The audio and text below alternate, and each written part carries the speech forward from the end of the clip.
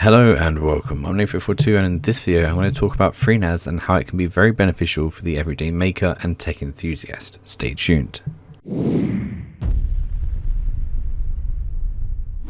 This is FreeNAS, and up here you can obviously see the latest versioning and all that kind of information. The uptime, so it's been up for 10 days. The CPU, so you know that it's a N54L dual core processor. N54L is the box I believe it is, which is a HP box. The load, how many threads are open.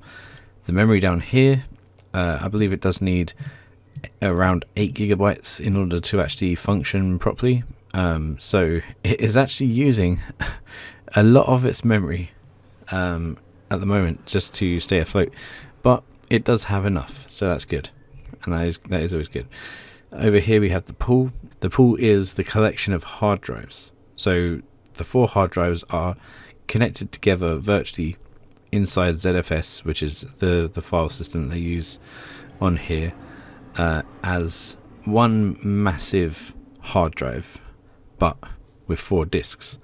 It manages the disks for you in what they call the pool, which is kind of cool. Here's the interface, and that means your network connection. So it is a 1000 base T, which does mean it is a gigabit Ethernet connection. And then obviously the IP address on the network and how many virtual LANs, blah, blah, blah, it has. So as a software, you can very easily add groups and users. So in groups, it will come with the standard types of users and the groups and stuff that does come with these types of machines. You have users here. So that was groups. This is users.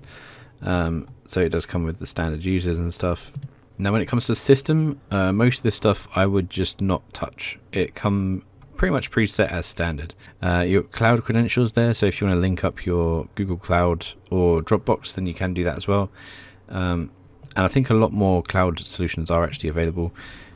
You have here email, so if you want to email yourself upon issues or stuff like that with the server, you can actually set up on here an email to get sent to you every time something bad does happen, or maybe even every time that some sort of notification does pop up. And in all honesty, I've not really touched too much of the stuff in here because I am still fairly new to this. Next up we have tasks. Now tasks can be used to set up cron jobs, that kind of stuff. And if you look in here, you can do smart tests, so you can periodically test the drives to make sure the drive is still like a solid drive. You've got cloud sync tasks. This is for if you wanted to sync Google Drives with your with a drive on your machine.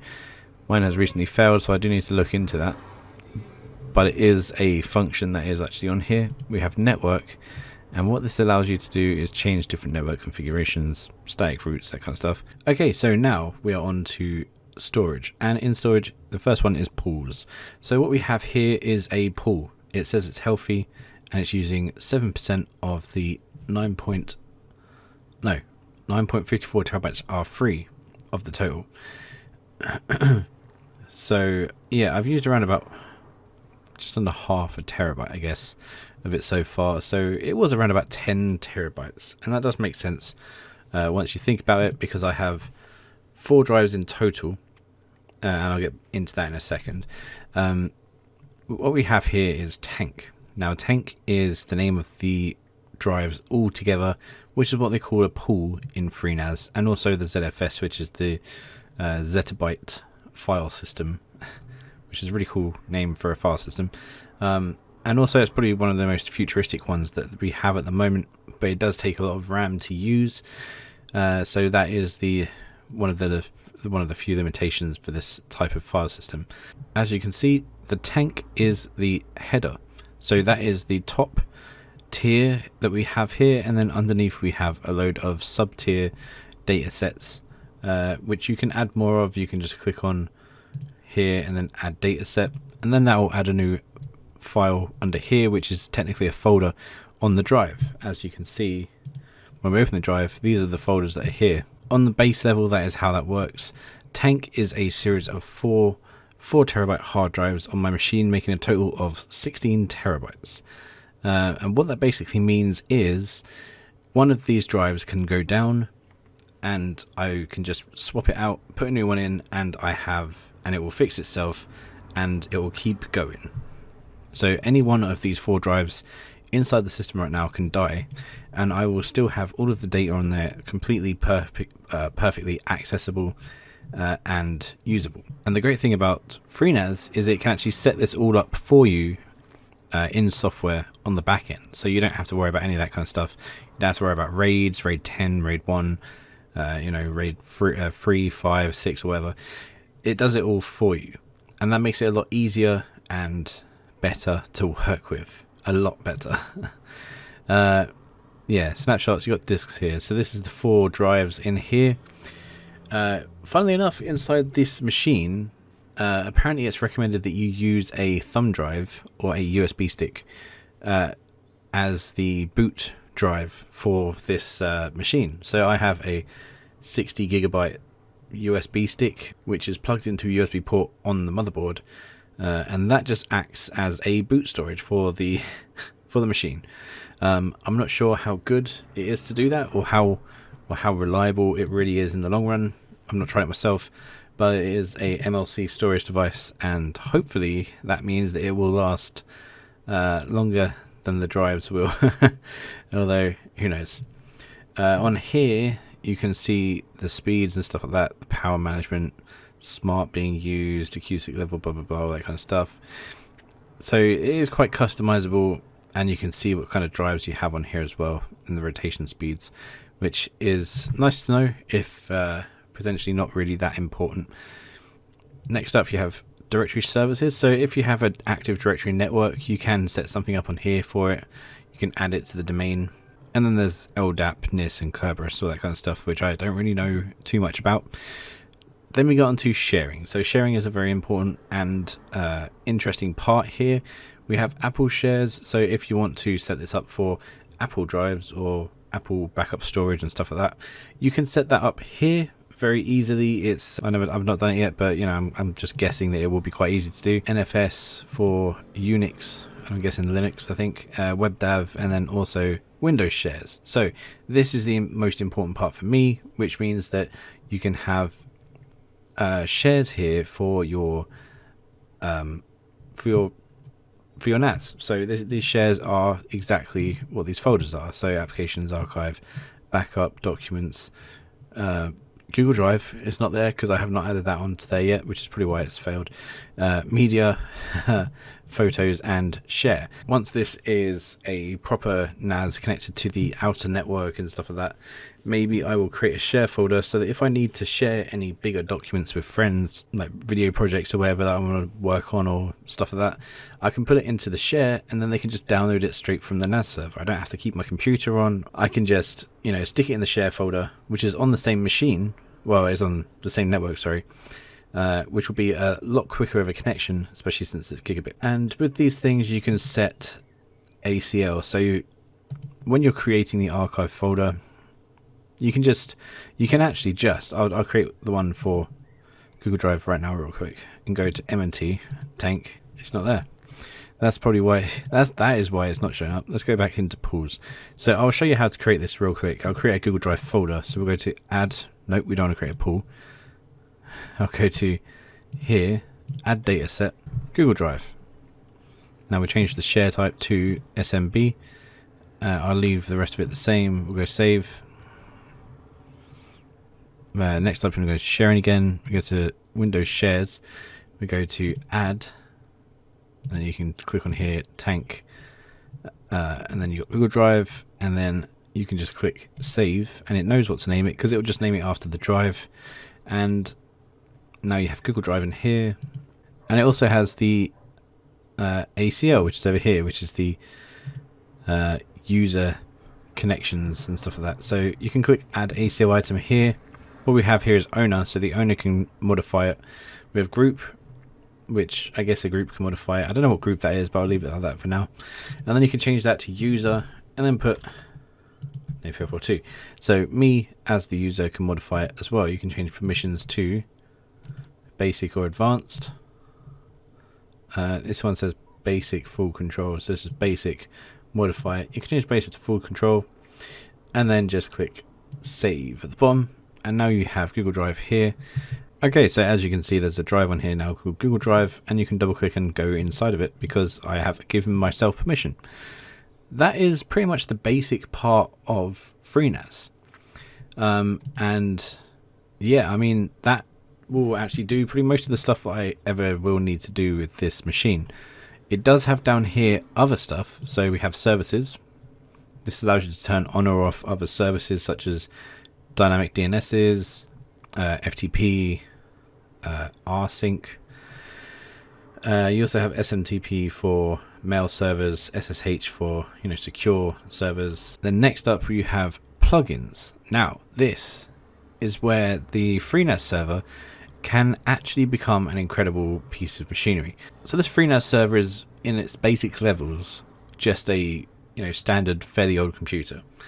It can do stuff, but it can't do a lot of stuff. You can't run games on this. You probably could run a game server or two maybe on here, but it's not suited for heavy processor or heavy graphic intense things. But what you have here is a plugin system. So you can use a Sigra backup PC, brew server, couch potato, which is for finding torrents and stuff like that. You got MB as well, which is the home media server, which is an incredible piece of it's just an incredible thing.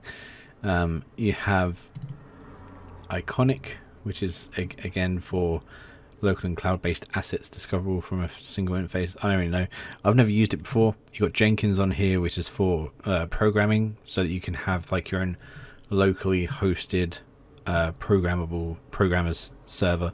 You got MineOS, so you can set up and manage Minecraft servers. NextCloud, which is it's like a Google Drive, but one that you can install on here. And all of these are just basically one click installs. You don't have to run any kind of background tasks for most of them. You just have to click on install here, and then it will create a instance and it will download and install it. For instance, I could just go to no, I won't do this. You got a couple other things down here like Qubit, Torrent, Radar, which apparently it automatically downloads movies, which sounds a bit illegal. And this one does TV shows, Sonar, Sync thing. Yeah, I don't know what they are. And then also there is a community tab for community hosted and supported plugins, which is still even really cool. So you've got another MB on here. I'm not sure what the difference is between this one and the other one. DNS Mask, Drupal, which is actually a pretty cool blog type hosting website thing. DNS Mask for hiding your DNS and stuff like that. You got Bazaar, which okay, so it's like a subtitle tool that can work with Sonar and Radar apparently, which is kind of cool, I guess. If you're into that kind of stuff. You got Home Assistant Core, which is for home automation. Home Bridge, which is again for more home automation. Hoobs, which I think is another home automation thing, and a lot of other kind of weird network tools that could potentially be useful. Now, would I use all of these? Probably not. No, I probably would not use all of these, but it's pretty cool that they're there. And then also on top of the plugins that you have here, you have Jails. Now, Jails is essentially just a separated room on the server, or a jail, I guess is the same. It's like a jail cell in which nothing can escape and nothing can go in. So MB and NextCloud are set up on Jails, and they are allowed access to certain points on the server, and these can be accessed through their own connected websites. You got reporting down here, so you can see how much data is being moved to and from, how much processing power is being used. You can see the CPU temperature every now and then when when the CPU power and performance spikes, the temperature will go very slightly higher. But it's a very stable 56, which sounds a little bit high, to be honest. I would much prefer it to be around the 30 to 40 temperature. But I mean, if you've seen this case, it is not. It's not a hot running PC, I will say. I mean, and it's a very tiny case. So maybe that will contribute towards it, or maybe that's just the CPU temperature, and yeah, it just kind of does run a little bit hotter than normal. I think the old school AMD ones used to run a bit hotter, although that might be the graphics cards. I'm not 100% sure at the moment. Yeah, so after this you got virtual machines. I've not set any of these up, but I probably wouldn't run a virtual machine on here with only 8 GB of memory, because I don't think it would probably work that well. You can see the system processes, so these are all the things that are running at the moment, and then you got shell as well. So there we go. That is everything in FreeNAS at the moment. If you guys want a rundown on the other internal systems, I think I have done something before about MB, but I'm thinking of doing one for NextCloud as well. If you guys want a rundown on any of that kind of stuff, let me know in the comment section below. I'll be back with some more 3D printer type content next week, and for now, that is it. Don't forget to comment, rate, subscribe, let me think, follow me on Twitter, that's @Neko42, and thank you for watching.